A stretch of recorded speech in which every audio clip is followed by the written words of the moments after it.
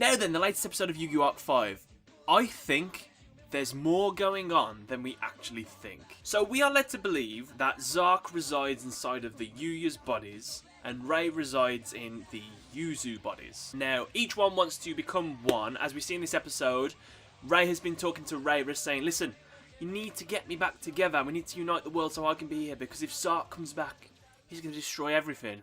And to me, this seems like a very odd thing for Rei to be saying. She was the one who separated these worlds, so she would want to bring them back together. Seems odd. Also, the way she's speaking to Reira, saying that you really need to do this. Don't listen to your stepbrother. Just ignore him and just get me back together. So one theory could be that Zark actually resides in the Yuzus, and Rei actually resides in the Yuyas, which obviously that'd be weird because that wouldn't make any sense.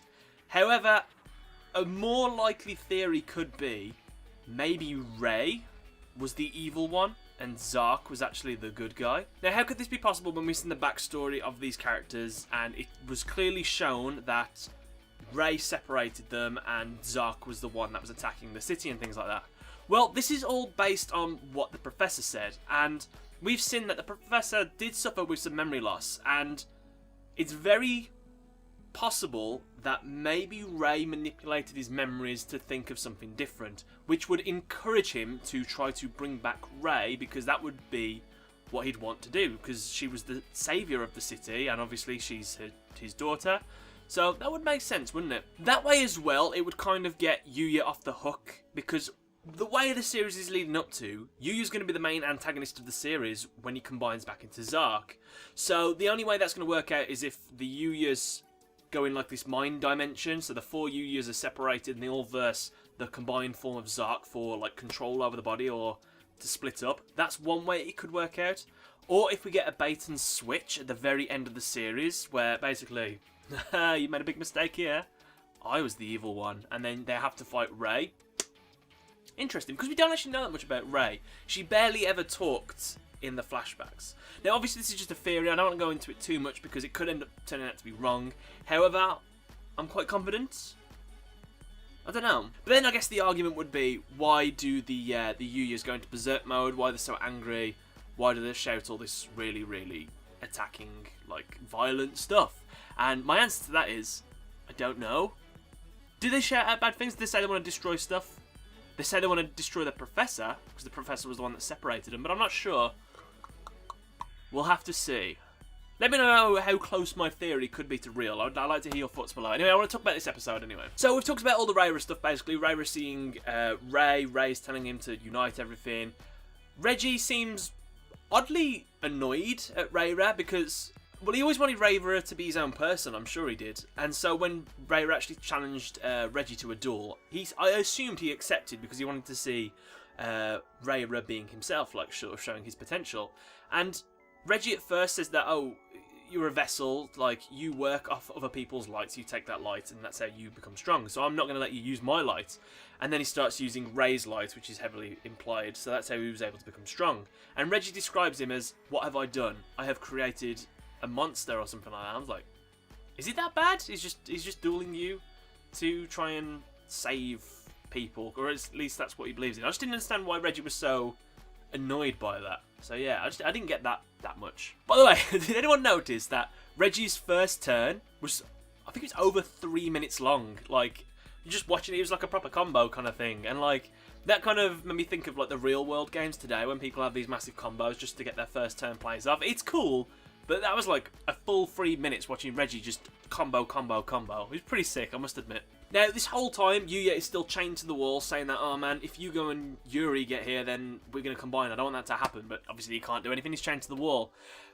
And I thought for a second that he was going to go into another berserk mode form, because it turns out that Yuzu actually got absorbed into the machine. She was the first one to get absorbed. And no one seemed to make a big deal of it, but obviously they're behind this door, so no one could see that was going on. I wondered why no one sort of freaked out. But like, even the show, it like kind of just happened, and I was like, they've just absorbed Yuzu, she's disappeared. That's like a big thing, and I don't know, it's just sort of glazed over it really quickly. And in the next episode, it is Ruri. No, yeah, I think Ruri's the one that gets absorbed in the next one. The Xyz one, anyway. Now, this is probably the biggest thing of the episode that actually did happen. Yugo versus Yuri. To be fair, they had a good duel. Yugo did really well, but Greedy Venom, Starve, Dragon, whatever it's called, Fusion Dragon, that was a very powerful monster. The ability to nuke the field and deal damage every time it goes off the field, and the fact that it can revive itself every time it dies. Obviously, it's going to get nerfed for its real release, because that is way too powerful. So, I'm surprised Yugo managed to last that long, but unfortunately, he lost. He lost all his life points, so he's 100% down and out. So, based on the preview for the next episode, where we see Yuri with this sort of purple aura, very similar to how Yuya looks in his sort of aura form, it's going to be Yuri, having absorbed Yugo, is now going to go and try and combine with Yuya. However, I think the Yugioh is going to step in the way, obviously, and he's going to have to duel him. And I'm not sure how that's going to go. I would like for Yuri to win and Yugioh to lose. Don't know what kind of message that would set about the whole story, but be interesting. And then maybe Yuya can get involved, because Yuya's still chained to that wall. So I honestly, the series is going in a good direction. I actually can't predict what's going to happen, and it's making me think about things, so I'm enjoying it. It's good. So that is pretty much everything I want to say about the episode. I would just like to hear what you guys think could be happening with Rei. Is Rei actually evil? Is there more going on than we actually think? Because it's just weird that Reiru is starting to hear Rei when they haven't combined or anything like that. Also, guys, on a side note, this book here is where I write my notes, just to remind me what I need to say during the episode, so like little talking points.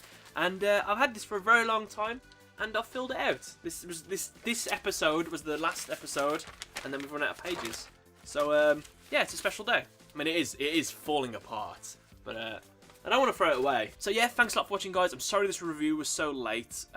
It's because it comes out really late on the day it comes out for me in the UK. It's always like 12 o'clock, 12 AM or something like that. So I usually have to wait till the next morning. I was quite busy today, so we got it out anyway. So I just want to say thanks a lot for watching, guys.